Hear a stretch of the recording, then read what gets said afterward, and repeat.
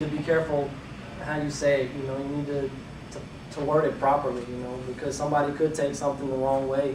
And, if I send an email to Dave and he doesn't really understand how I'm trying to say it, he could take it the wrong way, and that could lead to very poor communication between us. Protection of liability. Proper emails protect both you and the company. We don't need to be sending personal emails through our work email. I know when I first started here, and I might have my facts a little bit messed up. I can't really remember exactly, and maybe some of you know this, but I remember when I first started here, the first couple of years, there was a guy who was trying to, he was sending out an email to another guy in the company through his work email, and it was regarding like some kind of drug paraphernalia, like either steroids or marijuana, right? And he was sending it to this other guy saying, hey, I've got what you need, or here's what I got if you want some. And he didn't know that there were two people with the same name in that company, and he actually sent it to the wrong person. And that guy, turned him in, and he got fired for it. And he really meant to send it to another guy. So, you just kind of have to protect yourself. Use your personal email for selling drugs if you're going to do that. Just kidding, don't sell drugs. Next email, next slide, please. Here's a few tips for email etiquette. Like I said, be clear and to the point. Put all the information that you have in there. You might have some vital information that somebody needs that could help them get their job done. Don't discuss topics of confidentiality. Like I said, just keep work here and keep personal things at home with your personal email. Keep language gender neutral. We have a lot of distribution lists that we're on, and there's a lot of different people here, and we just need to make sure that we're keeping it gender neutral. And also we need to keep it clean too. Keep your work emails clean, because people take offense to that, and it just doesn't show good judgment. Don't reply to spam. That could have some viruses in it. We've gone through a few times where we have had infected viruses here, and we all know it's a pain in the butt to recover from. So don't reply to spam and those chain letters and stuff like that. And most importantly, read before you send out your emails. If you're putting your 2 cents in and you want to make sure somebody knows something, and you're not really sure about what you're sending, just read over it, proofread it a little bit. I know a friend of mine told me one time, save it as a draft, right? And go back a few hours later and reread it.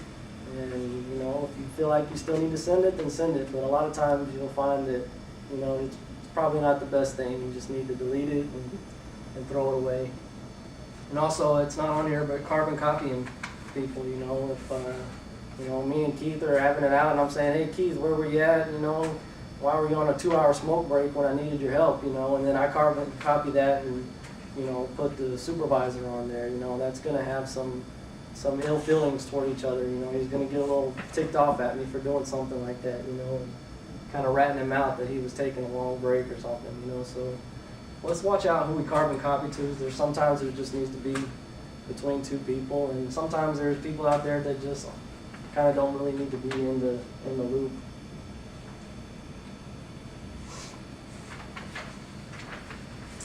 So here we go, business over the phone. I know this doesn't really, the stuff that I have on here doesn't really apply to us too much. This is talking about selling and conducting business over the phone, but I'll just briefly go over this. But like I said, we do conduct business over the phone as far as facilities, operations, manufacturing, and one another.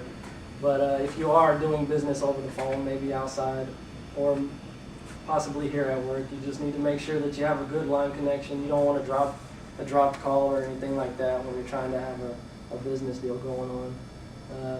And don't do it while you're driving. It could cause accidents. We've all seen the news and stuff like that where people are dying because of that. It's not worth it. Take notes. That way you can look back at the information and you know what you're doing. You know what you talked about. You don't have to call the guy back and say, hey, I really wasn't paying attention. I wasn't listening. So what was it that you said? Take a few notes. And also, do not multitask, and this can apply to us here, because distractions can cause poor communication. If I'm talking to an engineer on the phone and I'm, checking my email and looking at inventory and stuff like that, and I'm not paying attention, he could say something that's pretty vital to what I need to be doing, and I could miss that information because I'm multitasking. You know, just conduct your phone call and go back to what you were doing after that. Next slide, please. Here's some characteristics of poor communication. I'm pretty sure we all know this: lack of information, like I said, just not putting everything in there that you need to tell somebody. The way in which info is presented, we need to be professional about it. You know, make sure we do it in an acceptable manner. Remember that we are in a professional setting and we are dealing with each other, even though we do know each other very well and we spend a lot of time together here at work. We just need to make sure that we're presenting it in an appropriate manner. Improper email etiquette, we talked about that. Talking down to others.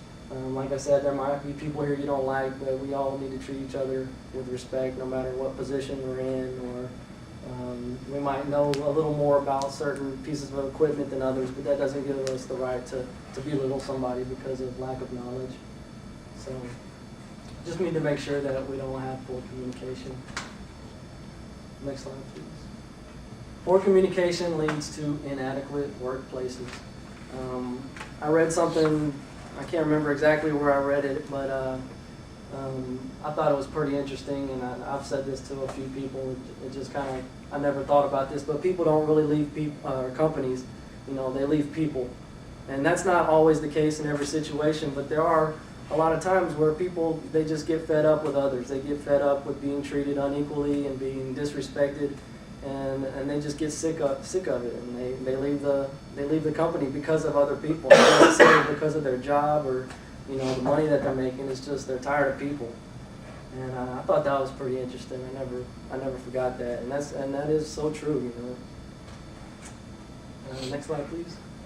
Good communication obviously is the opposite of what we just talked about. It includes all the necessary information. It includes proper email etiquette, and it includes treating people equally and showing respect and paying attention to others. Next slide, please. In summary, that's what we talked. We talked about communication and the different types, the do's and don'ts, and you know, communication is so important. Like I said, we just kind of forget about it and put it on the back burner. But it's very important to us as a company to be effective and to be successful, and it's also very important for us individually to be successful here at the company. It ensures that we get everything accomplished that we need to, and that we're all on the same page, and it just makes for a better work environment. And also, going back to the first slide, it ensures that you don't get fired. You know, it helps protect you. I know this was pretty cut and dry. Like I said, if anybody has any questions, I'll do my best to answer anybody's questions if you have any. Did you know that on average, men only speak about 7,000 words a day, and women speak about 22,000? So I mean, there's a lot of times when they want to talk and they don't want to hear anything back from you. So you can keep that in mind since you're newly married. I'll write that one down. Don't quote that one to your new wife, though. Don't tell her Yeah, that. don't tell her that. Don't tell her that. Actually, I probably Sometimes they just want to talk and you just need to listen. Yeah, So. but then you just shut up and then she looks at you and you just sit there and say, Yes, dear. The marital presentation is following this one. We'll do that one next. But if you have any questions outside of this presentation regarding communication, I'm sure that you can talk to Florette or Nancy, and if they don't have the answer, I'm sure they can find it for you. So thank you guys for your time, and that's it. Thank you. Good job. Thanks for coming, guys, and supporting Jeremy. But, I mean, well, to the point that, I mean, I know